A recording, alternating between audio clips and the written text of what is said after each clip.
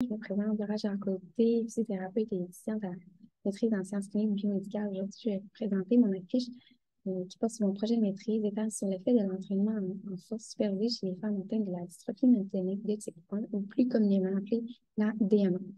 Donc, la DMA est une maladie à caractère héréditaire de mort progressive, ce qui fait en sorte que c'est une des myopathies les plus fréquentes mondialement et aussi encore plus prévalente au Saguenay-Lac-Saint-Jean dû à l'effet fondateur, ce qui va faire en sorte qu'il va y avoir d'énormes besoins au niveau clinique. Cette maladie est à caractère multisystémique, donc les personnes vont avoir plusieurs atteintes, comme par exemple de l'apathie, de la douleur, de la fatigue, de l'atrophie, de la faiblesse musculaire avec un schéma allant de distal vers proximal, ce qui va faire en sorte que ces personnes vont avoir une altération du patron de marche, un risque de chute plus élevé et des difficultés dans la mobilité, ce qui va faire en sorte que ces personnes vont être plus restreintes au niveau de la participation sociale. Une étude avait déjà été faite chez les hommes, mais cela n'avait pas encore été étudié chez les femmes. Donc, l'objectif était d'évaluer l'effet d'un entraînement en force supervisé de 12 semaines chez les femmes atteintes de la DME sur la santé physique et cognitive et aussi sur la respiration mitochondriale. Donc, l'intervention qui a été faite, c'est qu'en fait, les participantes venaient 2 fois par semaine s'entraîner à la salle d'entraînement et nous avaient à effectuer 4 exercices, soit l'extension des genoux, le leg press, l'abduction des hanches et le squat avec barre guidée. Chacun des exercices était effectué de 3 séries de 6 à 8 répétitions. Par la suite, les temps de mesure se sont échelonnés, soit pré- et post-entraînement pour les principaux temps. Et il y a aussi eu des évaluations 3 mois après la fin du programme d'entraînement et 6 mois après la fin du programme. Donc, les variables à l'étude, pour en nommer quelques-unes, on évalue la force des membres inférieurs avec un bilan musculaire quantifié, la force de une répétition maximale.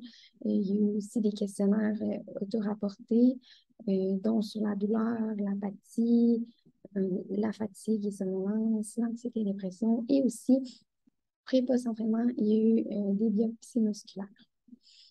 Donc, les principaux résultats étant qu'on a eu 11 femmes qui ont été en mesure de compléter le programme d'entraînement avec un taux d'assiduité de 98,5%.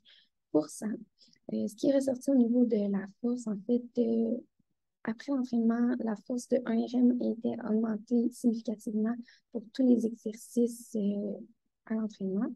Et puis, au niveau de la force des membres inférieurs, il y a eu une augmentation significative de l'extension des genoux et l'extension des extenseurs des hanches. Par la suite, il y a eu une amélioration significative au score au niveau de l'échelle fonctionnelle des membres inférieurs. Aussi, au niveau de l'apathie et ainsi que l'anxiété et dépression, il y a une amélioration au niveau de ces scores-là après l'entraînement. Pour ce qui est de la respiration mitochondriale, cela a été restauré à un niveau contrôle après l'entraînement. Donc, ce qu'on peut dire, en fait, en général, de l'étude, c'est que l'entraînement en force peut être bénéfique pour les femmes atteintes de la dystrophie myotonique de type 1 et pourrait être une très belle avenue thérapeutique qui vient jouer sur plusieurs facteurs au niveau multisystémique. Ce qui serait intéressant de voir, ce serait d'aller voir s'il y a un gain au niveau à long terme, si le gain est maintenu, ce qui va être évalué dans ce qui va être prochainement analysé.